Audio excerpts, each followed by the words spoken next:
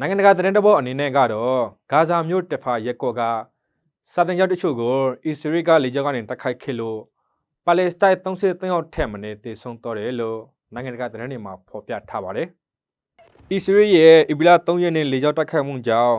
ဒါရဲ့အာကဲကျောင်းမှာခိုလုံနေတဲ့ကလေးငယ်18ယောက်အပါအဝင်လူ29ယောက်သေဆုံးပြီးအယောက်100ကျော်ဒဏ်ရာရရှိခဲ့တယ်လို့ဂါဇာအစိုးရမီဒီယာရုံးကထုတ်ပြန်ချက်ကိုကိုးကားပြီးသတင်းတွေမှာဖော်ပြထားပါတယ်။အိုးအိမ်မဲ့မိသားစုတွေခိုလုံနေတဲ့ဂါဇာစီးတီးဧရိယာကဖာဒက်ကျောင်းကိုအစ္စရေးကတိုက်ခိုက်ခဲ့လို့လူတချို့သေဆုံးခဲ့တယ်လို့လည်းသိရပါတယ်။2023ခုနှစ်အောက်တိုဘာလစစ်ပွဲတွေစတင်ချိန်ကစပြီးဂါဇာမှာအစ္စရေးတပ်ဖွဲ့တွေရဲ့တိုက်ခိုက်မှုကြောင့်ပါလက်စတိုင်းလူမျိုး9000ကျော်သေဆုံးခဲ့ရပြီးတသိန်း1000ကျော်ထက်မနည်းဒဏ်ရာရှိခဲ့တယ်လို့သိရပါတယ်ခင်ဗျာ။